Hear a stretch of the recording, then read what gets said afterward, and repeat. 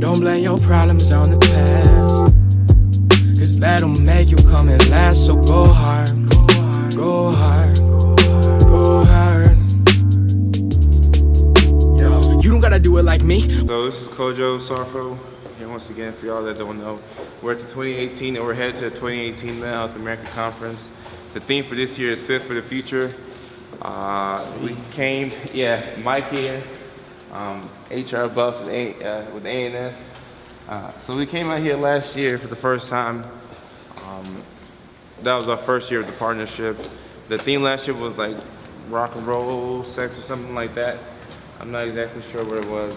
But this year, the theme is Fit for the Future, so we're going to be talking about how exercise can help out with mental health.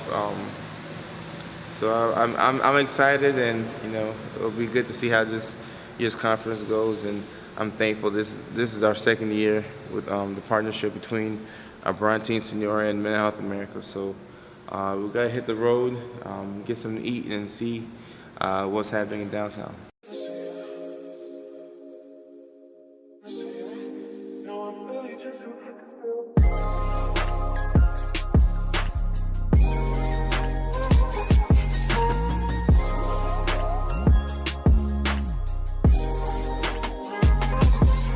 Alright, so we just pulled up here at the conference. In time is 12:48, and at 1 o'clock the speaker is going to be Abrantie Wambach. She's a former U.S. soccer player. So it's ironic that the World Cup starts today, and the U.S. isn't in. But okay, give me 1 second. So me, you go, Mike, go ahead. Cool. And can I help you? Right in there. There should be some open seats up near the front. They'll have a sign that says reserved Abby tickets. Kojo? Oh, yes, ma'am. Wonder. Oh, you guys are the Abrantie. Is it Signora? Yeah. Signora. I'm Catherine. I think he was emailing one of you guys. And America is inside, because I know you have. You guys know. Sure. And we love working with you. Oh. Thank you for. We love being part of the too. Thank you so much. Do you have any dietary restrictions? I don't know if she just asked. Kwame, Sarfo? being a sponsor. Did you get the? I can check your. Mike, dietary restrictions? Okay. Okay. All right, thank you very much. And here is an on-site guide. No, are you doing continuing education or not? No, I already have my hour. Okay, great. I thought about it, but I mean, it doesn't cost you anything other than Yeah. 100 minutes of your time. But I needed to renew my license every year in Georgia. But Okay, great. thank you very much. You had that one. Does Mike have one? Mike, you have a bag already? Okay. Mike, you got one? Okay. Thank you. Your name again was? Catherine. Okay. Yeah. Long time no see. Hi, how are you? It's been a whole year. I know, right? So we're excited to be back and be partnered up with you all. How you guys doing? We're doing great. How are you doing? I'm doing good. How's the conference been so far? It's just started. It's The just kickoff started, lunch okay. just started. Yep. And Abby speaks at 1 o'clock? Yeah, she should be up in a few. She's already in the building. Okay.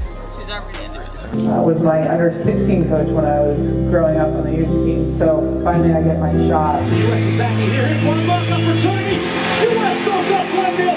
In her first start, Wambach has hit the back of the net here in the 7th minute. That moment was life-changing, not because it was easy, but because it gave me the passion and the motivation to continually want to do it. 1-1 game, gold medal match.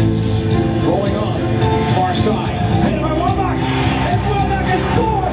USA leads. Well, that's it. USA have won the gold medal. It's so fitting that it's Abby Wambach that scores that winning goal. She's the player that's going to take the torch and carry the United States into the next era. Just her knack for scoring goals and scoring big goals and showing up in those big moments has been tremendous her whole career. I mean, she's won 1 million goals. It's crazy. She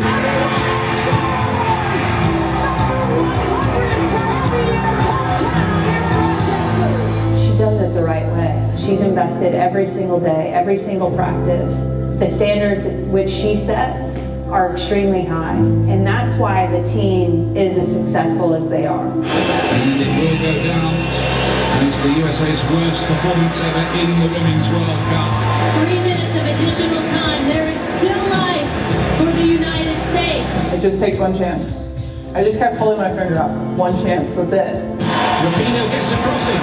It's the right way.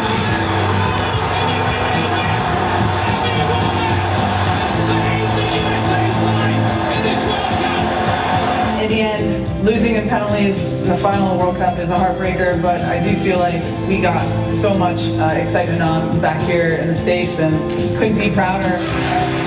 We broke into the hearts of the people that are in our country and even around the world. That game drew so many fans for this team. A little talk of redemption this week after that World Cup final defeat. Slides into Wambach.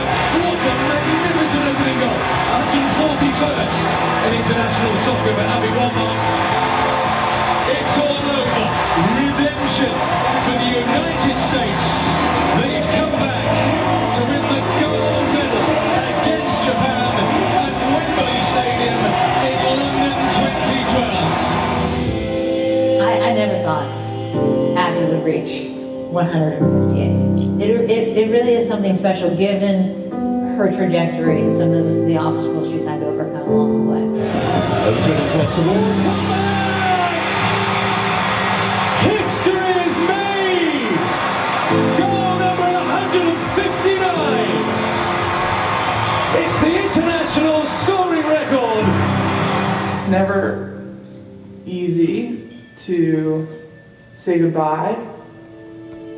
You always want to go out on top. You always want there to be that fairy tale-like ending. I hope that this is it, not just for me, but for this entire group of women who have shown me the way, who have taught me about myself, who have made me soul search and find out more about who I am and who I want to be. When she comes in any role she's going to play, she's a great leader because that's what the team is feeding off of. And you can see it. First 10 minutes, we get a goal.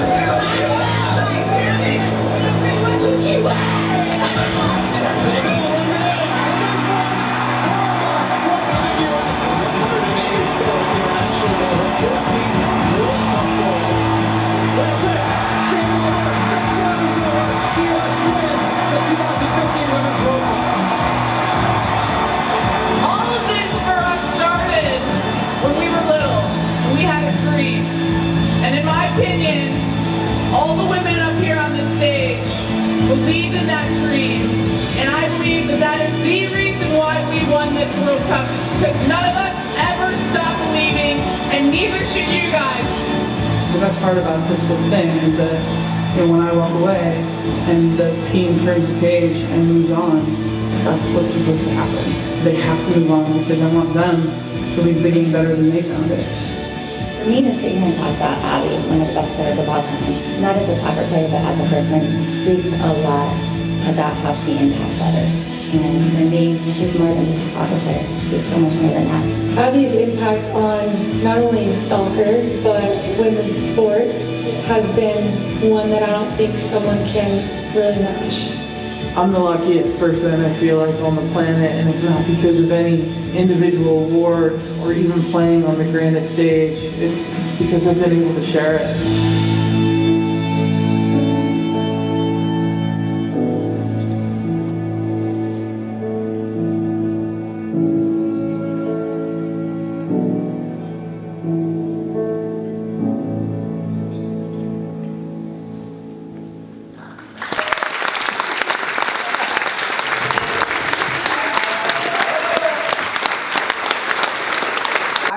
Kid that was out on the basketball court in my driveway counting down 3, 2, 1 and just like putting myself in this situation.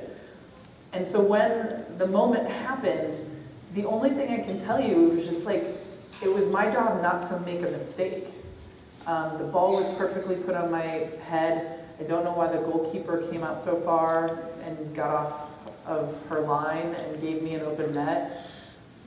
And then when my head impacted the ball, I actually thought that I hit the side of the net, and the whole stadium went nuts. And I was like, I think it might have gone in.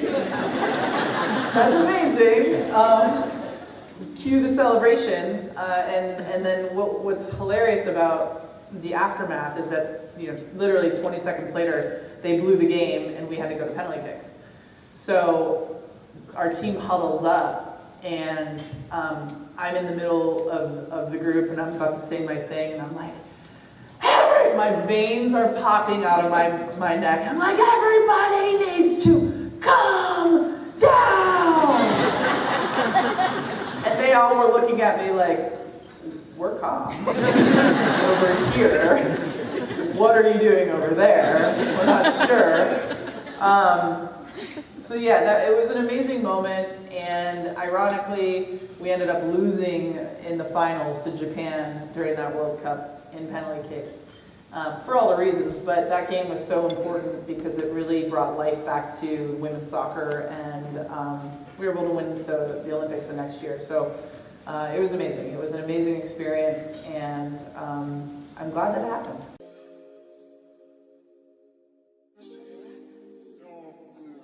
I think what flawless means to me is being able to accept who you are, being able to not be worried about being judged by others, because I know people may have their different opinions, but at the end of the day, you know who you are and you have to accept who you are.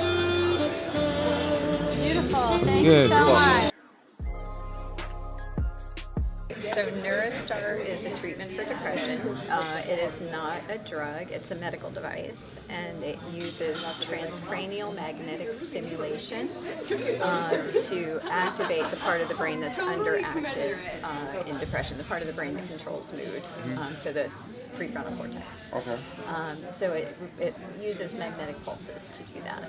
So it's for treatment-resistant depression. So people who've tried at least one antidepressant medication and haven't been able to find relief, or haven't been able to tolerate the side effects, are good candidates for TMS therapy. We're the Kennedy Forum. We're led by Patrick Kennedy. We really mainly work right now looking at the federal parity law. We're coming up at the 10-year anniversary. Okay. And we're looking at how little has been done to advance its work and how it's enforced and such.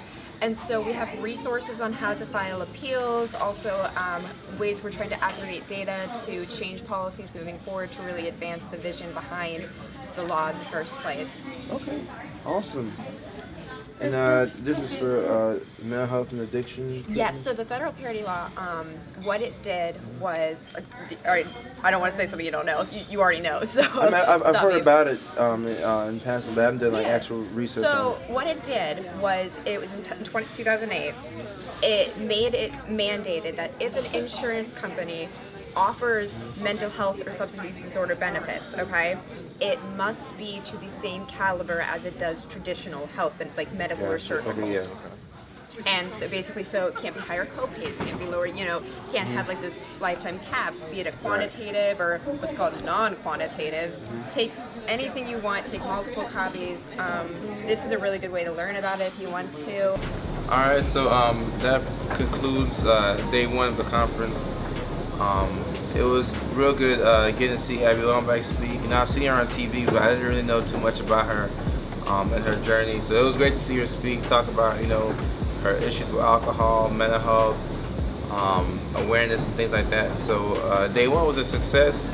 We'll definitely be out here for day two. Mike, what are your thoughts? Day 2 is going to be pretty exciting because we're going to get that workout in the morning, so stay tuned. The workout starts at 7 a.m. 7 a.m. Yeesh. Bright and early. I think the last dinner is like at 5:30, so it's going to be like a whole 12-hour shift. Yeah. So we have to definitely save our energy and prepare for day 2. So until then, we're out. That way.